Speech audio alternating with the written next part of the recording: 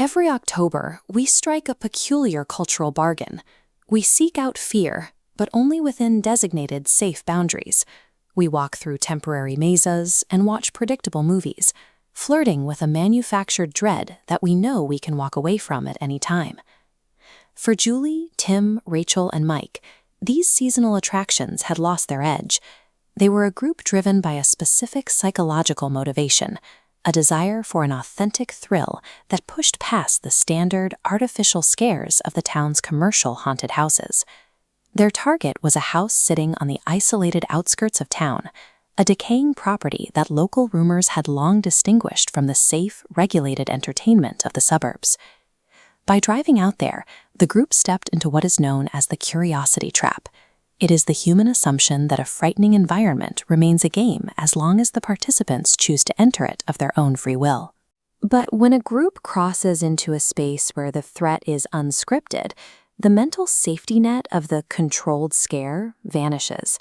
The central question of that night became clear. What happens when a manufactured thrill is replaced by an undeniable reality? The exterior of the house acted as a literal dividing line. On one side was the safety of their everyday lives. On the other, a space where the normal rules of security no longer applied. The moment they approached, the house greeted them with immediate auditory signals. Creaking floorboards echoed from within, accompanied by distinct moans bleeding through the front door. The group relied on auditory rationalization to stay calm. They instinctively attributed the terrifying sounds to structural settling, or perhaps a prank, maintaining their sense of safety by searching for a logical human explanation. This internal logic became a vulnerability. It drew the group further into the structure by masking genuine threat signals as mere atmospheric entertainment. As they left the entryway behind, the group became entirely immersed in the dark, enclosed interior. They were now physically committed to the environment, with no immediate line of sight to exits. Tracking hostility, the group hits Level 2, physics fail, and objects move autonomously. At Level 3, impossibilities become visual as apparitions manifest.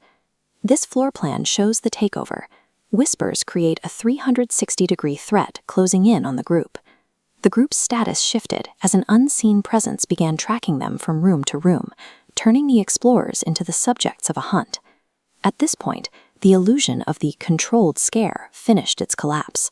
The friends were now exposed and psychologically defenseless in an environment actively working against them. The paralysis broke when a piercing scream echoed from the upstairs floor. The sound was so jarring it forced the group from their freeze response into reactive movement. Driven by adrenaline, the friends scrambled up the dark staircase. They rushed blindly towards the source of the sound. At the top of the stairs, they met a material barrier. A ghostly figure stood directly in their path, blocking any further movement into the upper floor. The figure spoke a warning, telling them to leave the house immediately or face the consequences of their curiosity. This explicit threat removed any remaining doubt about the nature of the encounter. The encounter proved the entity was an active guardian of the space, moving beyond a passive haunt to become a direct threat to their safety. The group responded to the warning instantly. They executed a panicked retreat out of the house and back into the night. They reached their car and sped away from the outskirts, physically severing their connection to the house as quickly as possible. To cope with the events of the upstairs landing, the survivors engaged in trauma sequestration. They forged a strict pact of silence, refusing to ever verbalize what they had seen to anyone else. This silence allowed them to function in their daily lives, but it also meant the memory of that night remained vivid and unchallenged in their minds for years to come. The house itself remained standing on the outskirts, silently validated as a site of genuine danger for anyone else who might ignore the local rumors. For Julie, Tim, Rachel, and Mike, the experience became a private, enduring legend, a dark reminder of the risks involved in pushing past safe boundaries. Halloween is designed to be a night of playful fear, but the thresholds we cross for a momentary thrill can lead to encounters that stay with us long after the night is over.